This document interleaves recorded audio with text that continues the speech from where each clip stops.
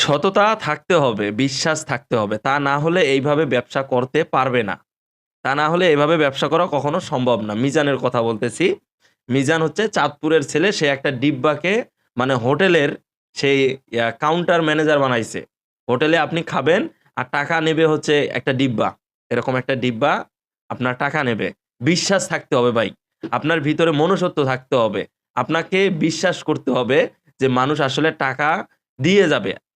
আমার খাবার খাবে ঠিক আছে, কিন্তু আমাকে টাকা দিয়ে যাবে। তার এত বিশ্বাস। সে একটা ডিব্বা রেখেছে কাউন্টারে।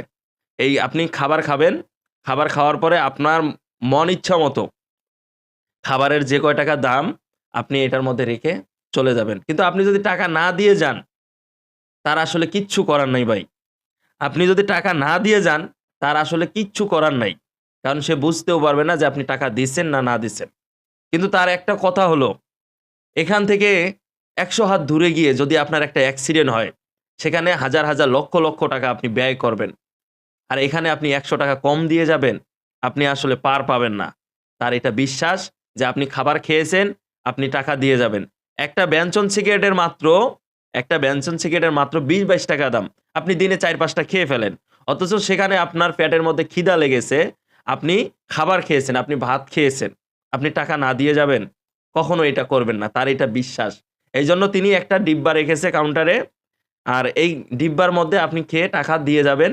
কিন্তু এই ডিব্বার ভেতরে একবারে হাত ঢুকাইতে পারবেন না। মানে আস্তে, আস্তে হাত ঢুকাইতে হবে আর আস্তে, আস্তে বের করতে হবে। মানে টাকা নেওয়ারও কোনো চান্স নাই। টাকা নেওয়ার কোনো চান্স নাই। এইজন্য তিনি একটা ডিব্বা রেখেছে। এজন্য বড় কোনো মানে বালতি রাখে নাই যাতে আপনি টাকাটা খুব তাড়াতাড়ি নিয়ে যাবেন। এজন্য বড় কিছু রাখে নাই। এজন্য ছোট একটা ডিব্বা রেখেছে। যে ডিব্বার মধ্যে আস্তে হাত ঢুকাবেন, আস্তে আবার বের করতে হবে।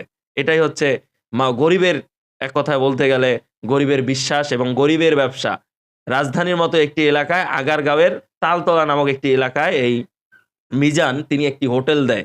এটা গত ১ বছর ধরে তিনি আসলে হোটেলটা চালায় যাচ্ছে। কিন্তু হঠাৎ করে ইউটিউবাররা যখন জানতে পারল, মিডিয়া পক্ষ যখন জানতে পারল যে আসলে এরকম একটা জায়গায় একটা হোটেল আছে যেখানে কোনো মানুষ নাই। যেখানে একজন মানুষই প্রায় সারাদিনে ৩০০ মানুষের খাবারের আয়োজন করতেছে। তো এই বিষয়টা নিয়ে যদি ২-৪ টা ভিডিও বানা যায় তাহলে তো মিলিয়ন, মিলিয়ন ভিউ হবেই। এখন ইউটিউবাররা ভিউ কামাইতে গিয়ে এখন বেটার ভবিষ্যৎ তো এখন নষ্ট করে দিল। ভিডিও যখন চারিদিকে ছড়িয়ে পড়ল, এখন নাকি শুনতেছি যে ভিডিও ছড়িয়ে পড়ার পরে প্রশাসনের লোক তার ওই হোটেলে যায়। হোটেলে যাওয়ার পরে তাকে বলে যে, "আপনি এখানে হোটেল দিতে পারবেন না। এটা সরকারি জায়গা। এই হোটেলটা আপনাকে ছেড়ে দিতে হবে। বা আপনি অন্য কোথাও গিয়ে করতে পারেন কিন্তু এখানে আর করা যাবে না। এখানে আর আপনি করতে পারবেন না।"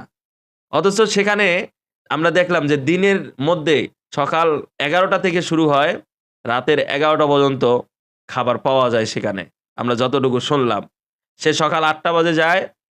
৮টা বাজে যাওয়ার পরে ১১টা পর্যন্ত তার রান্নাবান্নার পাক-শাক চলে।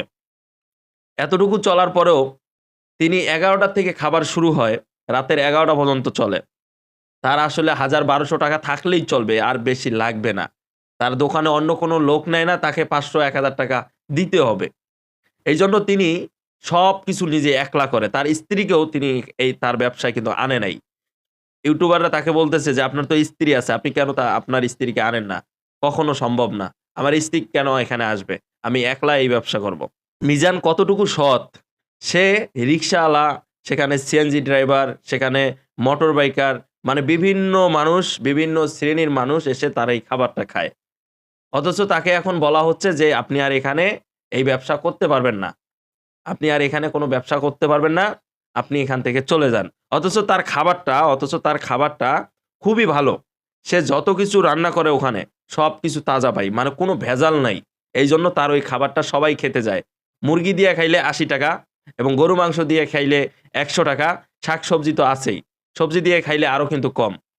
এটাই হচ্ছে গরিবের হোটেল ছিল। কিন্তু তার এই ভিডিওগুলো ভাইরাল হওয়ার পরে তাকে বিভিন্ন সময় এখন বিপদে পড়তে হচ্ছে।